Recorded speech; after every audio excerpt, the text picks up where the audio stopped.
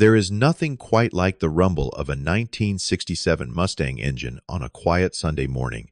The cherry red paint gleaming in the sunlight, the leather seats that still smell like possibility, and that deep throaty purr that tells the whole neighborhood you have earned something beautiful. I worked 3 jobs for 3 years to buy that car, and it was not just transportation. It was proof that hard work pays off, that dreams can become reality if you are willing to sacrifice for them. I never thought my own parents would be the ones to take it all away. Before I tell you how my family betrayed me in the worst possible way, let me know where you are watching from in the comments below. Hit that like button if you have ever worked hard for something you loved, and subscribe because this story will show you exactly what happens when family crosses the line you should never cross. My name is Vincent, and at 28, I thought I had finally found my place in the world. I worked as an IT technician for a mid-sized company in Phoenix, Arizona, making decent money and living in my own apartment about 20 minutes from where I grew up. My parents, David and Patricia, still lived in the same suburban house where I spent my childhood, along with my younger brother Marcus, who was 24, and seemed perfectly content to let our parents take care of everything for him. Marcus had always been the golden child, the one who could do no wrong in our parents' eyes. While I was expected to get good grades, hold down jobs, and contribute to household expenses from the time I was 16, Marcus floated through life with a smile and a shrug. Our parents called it his free spirit, but I called it what it was: laziness wrapped in charm. The journey to owning that Mustang started 3 years earlier when I made myself a promise. I was tired of driving a beaten-up Honda Civic with 200,000 miles on it, tired of feeling like I was just scraping by. I wanted something that would make me proud, something that represented all the work I was putting in to build a better life. So I took on 2 additional jobs on top of my regular IT work. Every weekend I fixed computers for small businesses and individual clients, charging $50 for basic repairs and $100 for complete system overhauls. Most evenings after my day job, I delivered pizzas until 11 p.m., earning another $200 a week in wages and tips. Every single dollar went into a savings account I labeled Dream Car Fund. For 3 years, I lived like a monk. No vacations, no expensive dinners, no new clothes unless absolutely necessary. I watched that account grow slowly but steadily. $500, then $1,000, then $5,000. By the end of the 2nd year, I had $10,000 saved. By the middle of the 3rd year, I had enough to start seriously shopping. That is when I found her. An old mechanic named Frank was retiring and needed to clear out his garage. The Mustang had been sitting there for 5 years, covered by a tarp and gathering dust. The original owner had died, and his family just wanted it gone.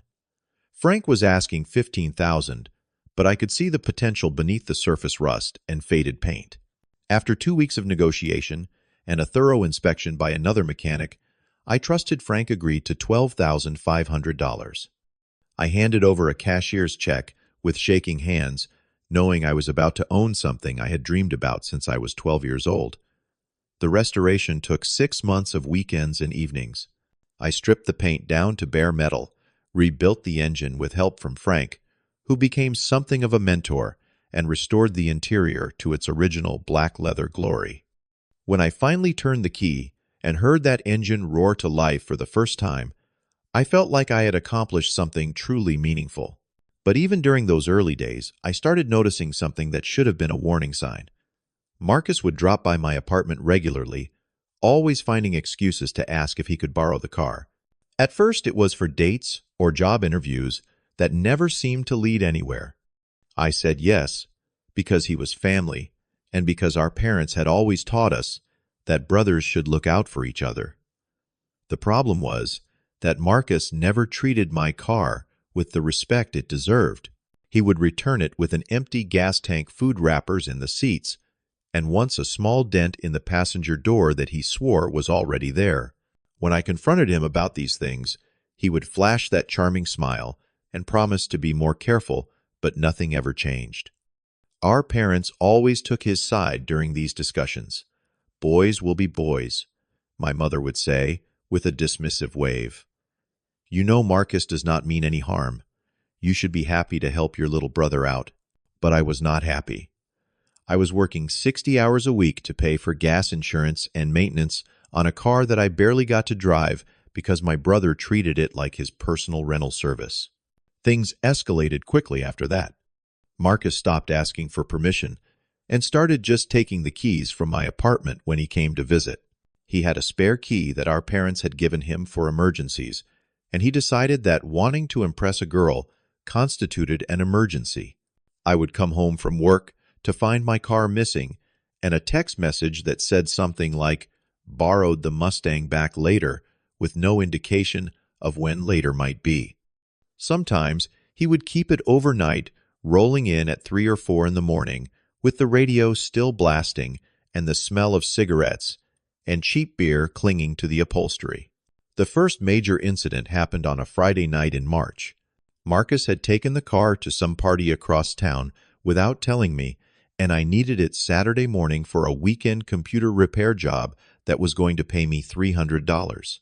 When he finally stumbled in at 4 a.m., I was waiting in my living room furious and exhausted.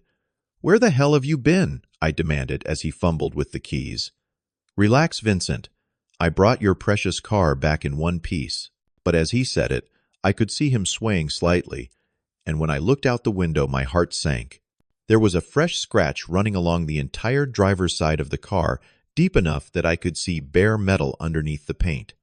The front bumper had a small dent, and the right headlight had a spiderweb crack across the lens. "What did you do to my car?" I grabbed the keys from his hand and rushed outside to get a better look. The damage was worse than I had initially thought. Someone was going to pay at least $1,000 to fix this properly. Marcus followed me outside, stumbling slightly, as he tried to look concerned.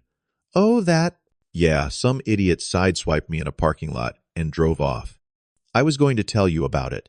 You were going to tell me when, after I discovered it myself." My voice was rising, and I could see neighbors starting to peek out their windows. "Do you have any idea how much this is going to cost to fix? Look, accidents happen. I will help you pay for it." But even as he said it, we both knew he was lying.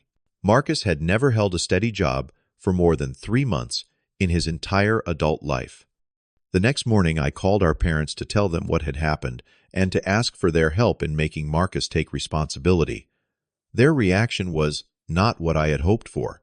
"These things happen, Vincent," my father said, in that tired voice he always used when he did not want to deal with a problem. "Marcus feels terrible about it. You know he would never hurt your car on purpose. Dad, he was driving drunk. He could have killed someone. You do not know that he was drunk. Maybe he had 1 beer with dinner. I could smell it on him from 6 feet away." My mother got on the extension. "Vincent, honey, you are being dramatic. Marcus is going through a rough patch right now, and he needs our support, not our judgment. Maybe this is a good opportunity for you to practice forgiveness." I hung up feeling more alone than I had ever felt in my life. It was becoming clear that my parents had no intention of holding Marcus accountable for anything, and that I was expected to just accept whatever damage he caused as the price of being a good brother. That weekend, I made a decision that would change everything. I had new locks installed on my apartment and did not give anyone a spare key. I also had a security system installed that would alert me if anyone tried to break in. If Marcus wanted to borrow the car, he was going to have to ask permission like a responsible adult. Marcus did not take this well. The first time he showed up expecting to take the car and found himself locked out, he called me at work in a rage. "What the hell is wrong with you? I need the car tonight. Then you should have asked me first. I should not have to ask permission to borrow my brother's car." "Actually, Marcus, you should. It is my car. I make the payments, I pay for the insurance, and I am the one who has to fix it when you damage it." "Fine. I am asking now. Can I borrow the car tonight? Number—" The silence on the other end of the line stretched for almost 10 seconds. When Marcus spoke again, his voice had changed completely. You know what, Vincent? You have turned into a real selfish person. Ever since you bought that car, you think you are better than everyone else in this family. I think I deserve to use something that I worked 3 years to buy. Mom and Dad are right about you. You used to be a good brother, but now you are just cold and mean. He hung up before I could respond, but I knew this was just the beginning of a much bigger fight. The war that followed was unlike anything I had ever experienced with my family. Marcus enlisted our parents as his allies, and suddenly I was being bombarded with phone calls, text messages, and surprise visits designed to wear down my resolve. My mother would call me at work to tell me how heartbroken Marcus was, how I was destroying our family over just a car. My father would show up at my apartment unannounced, wanting to have man-to-man conversations about the importance of family loyalty. They painted me as the villain in this story, the selfish older brother who had forgotten where he came from. But I held my ground even when it meant missing family dinners and holiday gatherings. The Mustang stayed locked in my garage, and I was the only one with access to it. For about 3 months, this arrangement worked. Marcus stopped asking for the car, and I started to think maybe he had finally accepted the new reality. I was wrong. The next escalation happened on a Thursday evening in June. I had just gotten home from work and was looking forward to taking the Mustang out for a drive when I heard loud banging on my door. I opened it to find Marcus standing there with 2 friends I had never seen before, all of them clearly intoxicated. "Vincent, buddy, I need the car tonight. My friends here want to see what a real muscle car can do." "Absolutely not. You are drunk, and I do not even know these people. Come on, man. Do not be like that, just for a couple hours." I said, "No, Marcus. Go home and sleep it off." That is when he tried to push past me into the apartment. I blocked his path, and he shoved me hard enough that I stumbled backward. His friends started laughing and making comments about how I was whipped by my little brother. "Get out of here, Marcus. Now, before I call the police. You would not dare call the cops on your own brother. Try me." Something in my voice must have convinced him I was serious, because he backed off. But as he was leaving, he turned around and said something that chilled me to the bone. "You know what, Vincent? You cannot watch that car 24 hours a day. Maybe something will happen to it when you are not around." I spent the next week parking the Mustang in different locations, never leaving it in the same spot twice. I installed a security camera in my garage and started checking on the car multiple times throughout the day. I was turning into a paranoid person, but I could not shake the feeling that Marcus was planning something. The final confrontation came on a Saturday morning in July. I woke up to find that someone had slashed 2 of the Mustang's tires and scratched "Selfish" into the paint on the hood. There was no proof that Marcus had done it, but I knew.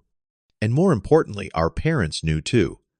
When I called to tell them what had happened, expecting at least some sympathy, my father's response was infuriating. "Well, Vincent, what did you expect? You have been treating your brother like garbage for months. Maybe this will teach you that actions have consequences. So you think Marcus was right to vandalize my car? I think you brought this on yourself." That was the moment I realized that this was not just about a car anymore. This was about respect boundaries and the fundamental question of whether I had the right to protect something I had worked for. I had the tires replaced and the hood repainted, costing me $800 that I could not afford. Then I installed a more sophisticated security system and started parking the car in a secured garage across town that I rented for $50 a month. For the next 2 months, there were no incidents. Marcus seemed to have moved on to other ways of getting transportation, and our parents stopped calling me about the situation. I started to think that maybe the worst was behind us. I could not have been more wrong. On a Tuesday morning in September, I walked out to the secured garage where I kept the Mustang and found an empty parking space. The garage door was undamaged. The lock had not been forced, and there were no signs of a break-in. My first thought was that someone had stolen the car, and I immediately called the police. Officer Martinez arrived within 20 minutes and took a detailed report. As we were talking, My phone started buzzing with Instagram notifications.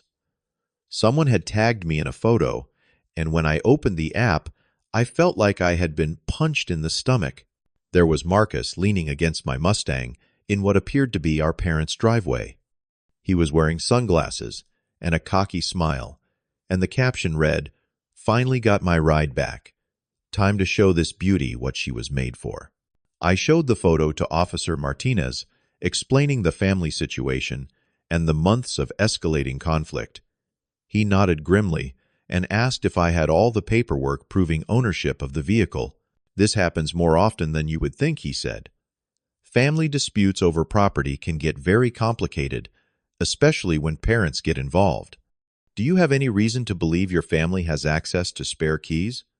I thought about it for a moment, and then the pieces started falling into place. The garage rental company had required 2 emergency contacts when I signed the lease, and like an idiot I had listed my parents. They would have been able to get a spare key by claiming there was a family emergency. 20 minutes later, I was standing in my parents' driveway, staring at my own car, and feeling like I was losing my mind. Marcus was washing it with a garden hose, humming cheerfully, as if nothing unusual was happening. When he saw me approaching, he waved like we were old friends. "Hey, Vincent. Beautiful morning is not it. Perfect weather for a car wash. Get away from my car, Marcus. Your car." He looked genuinely confused. "I think there has been some kind of mistake."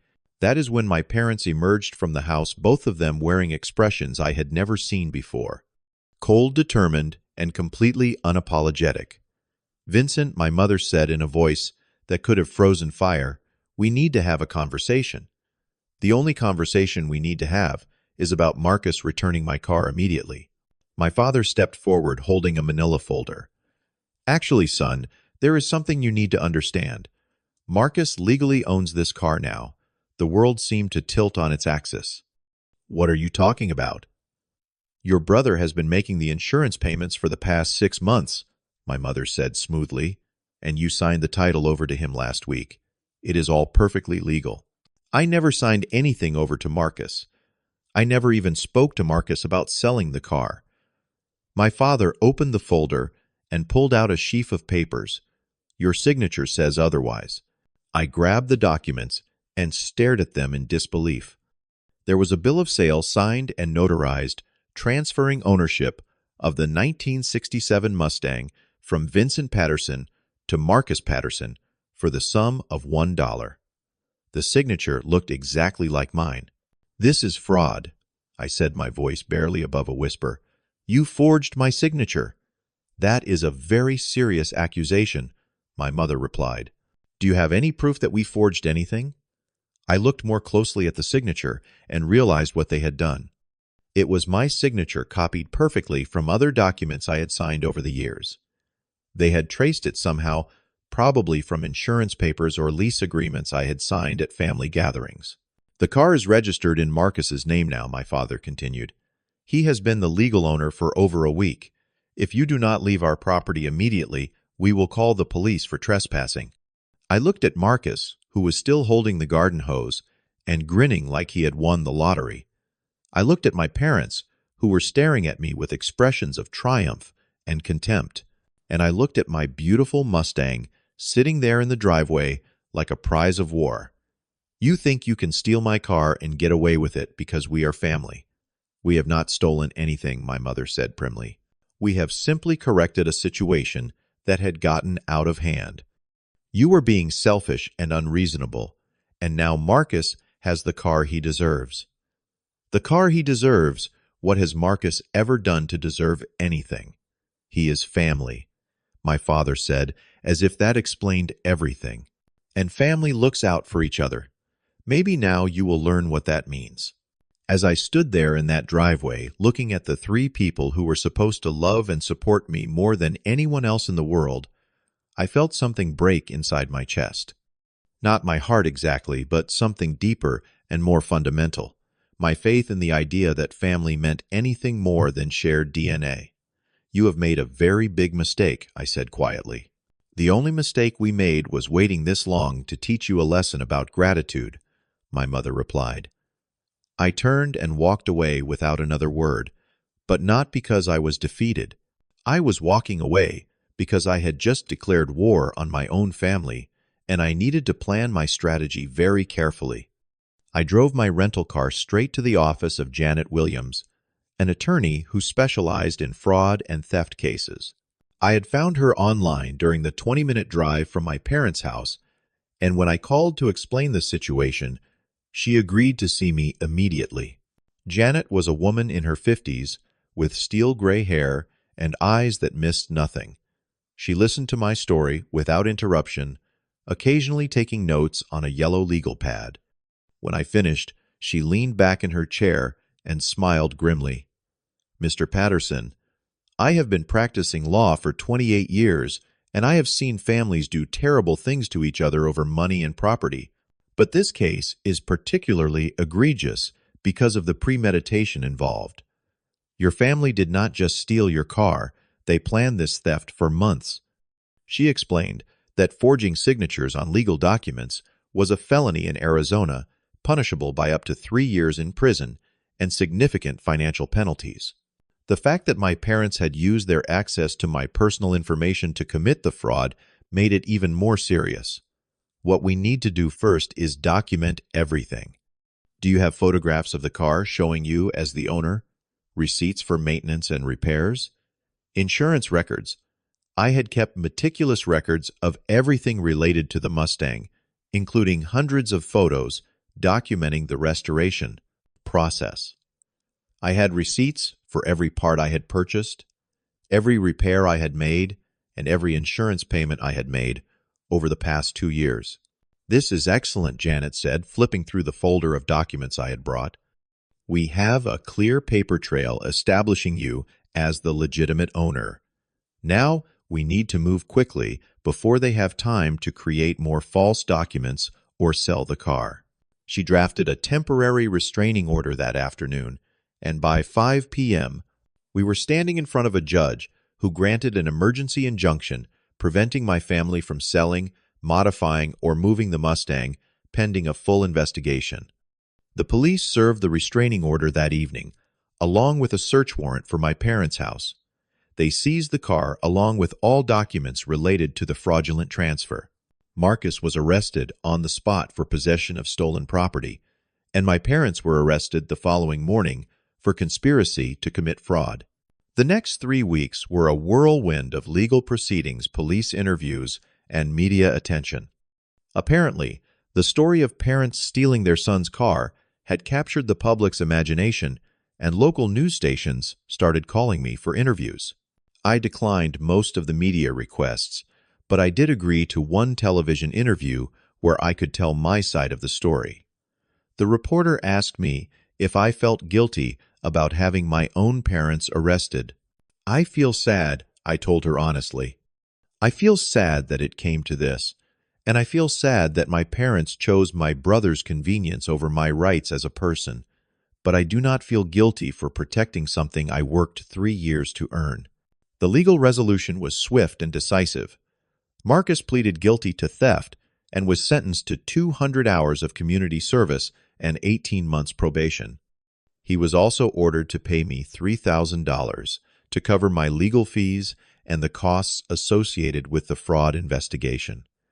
My parents were each fined $5,000 and given 1 year of probation. The judge made it clear that they had escaped serious jail time only because they were first-time offenders and because I had requested leniency in my victim impact statement. When I finally got my Mustang back, it was in worse condition than when it had been taken. Marcus had been driving it hard for those 3 weeks, and there were new dents, scratches, and mechanical problems that had not been there before. The restoration I had spent 6 months completing was partially undone by 3 weeks of abuse, but none of that mattered as much as I thought it would. Sitting behind the wheel of my car again, turning the key, and hearing that familiar engine roar to life, I realized that the real victory was not getting my property back. It was learning that I had the strength to stand up for myself, even against the people who were supposed to care about me most. The months that followed were both the loneliest and the most liberating of my life. My parents and Marcus stopped speaking to me entirely, which hurt less than I had expected. Extended family members took sides, with some supporting my decision to involve the law and others condemning me for tearing the family apart. I focused on rebuilding my life and my car. I joined a local classic car club and met other enthusiasts who understood the passion and dedication that went into restoring a vintage vehicle. These new friends became something like a chosen family, people who respected boundaries and understood that love without respect is not really love at all. I also started seeing a therapist who helped me understand the dynamics that had made this situation possible.